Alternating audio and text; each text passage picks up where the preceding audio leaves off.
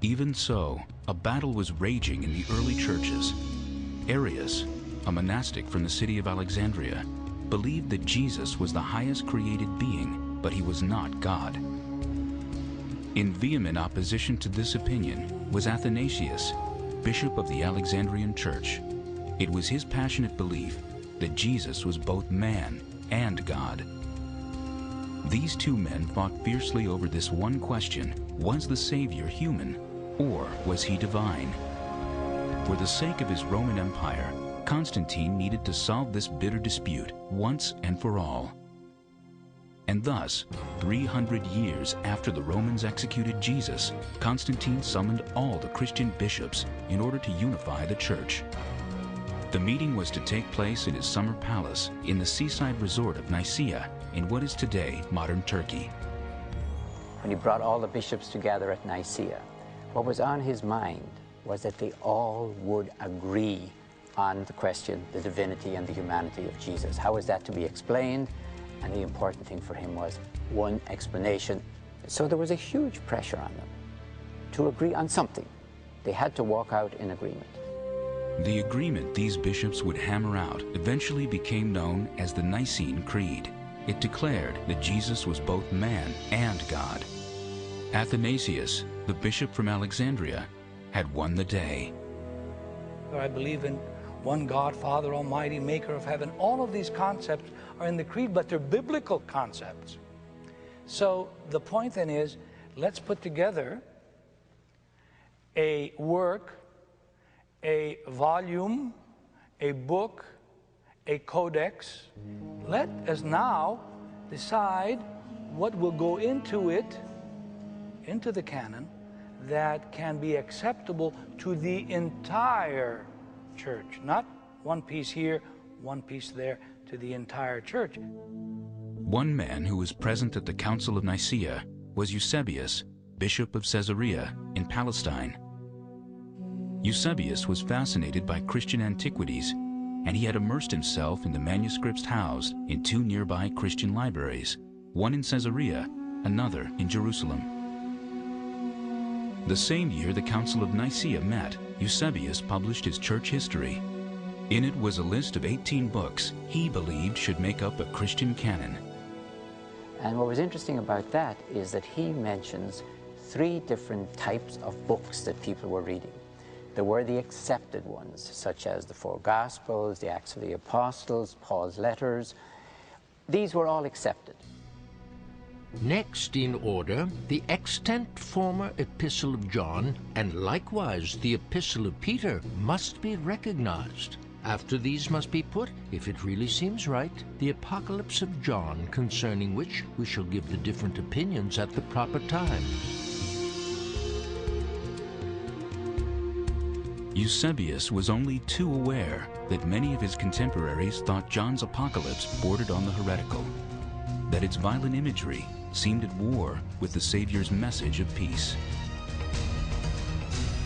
Then a mighty angel took up a stone like a great millstone, and threw it into the sea, saying, With such violence, Babylon, the great city, will be thrown down, and will be found no more.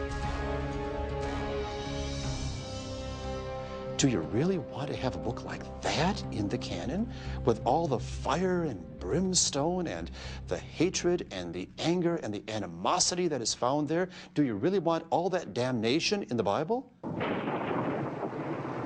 But he mentions other ones that he thinks are disputed, including ones that we now have in. For example, 2nd and 3rd letter of John, 2nd letter of Peter, letter of James, letter of Jude. He calls them disputed.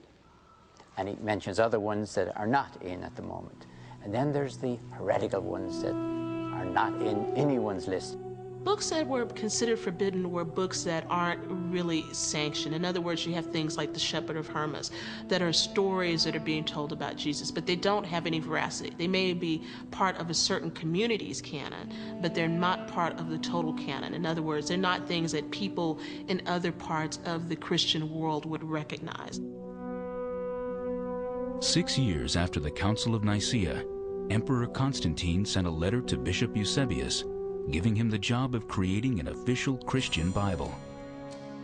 I have thought it expedient to instruct your prudence to order 50 copies of the sacred scriptures to be written on prepared parchment in a legible manner and in a convenient portable form by professional transcribers thoroughly practiced in their art.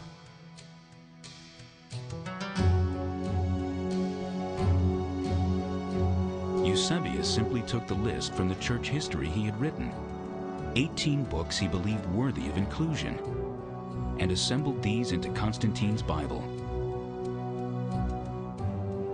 In stark contrast to Marcion's version of a Christian Bible, this volume combined the Hebrew Scriptures with a set of Christian manuscripts, an Old and a New Testament. 50 beautiful Bibles done on vellum and parchment for the churches of Constantinople.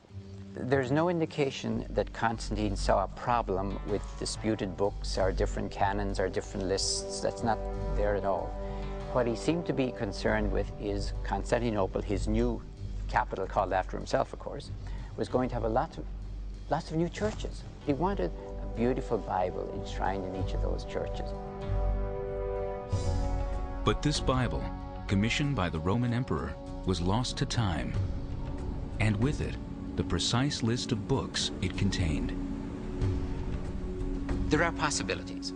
For example, we have 2 4th century codices, books of the Bible, the entire Bible. One is called the Codex Vaticanus because it's in the Vatican. The other is the Codex Sinaiticus, which is in the British Library. It was found at Mount Sinai, St. Catherine's Monastery. And we can't be sure of the contents because there's missing pages. If either of these ancient fragmentary documents are indeed copies of Constantine's Bible, it appears their contents differ from Eusebius's list.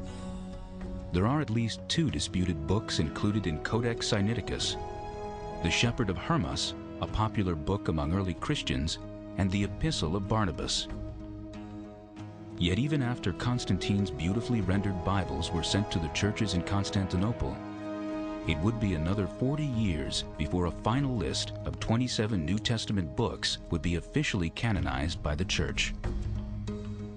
What we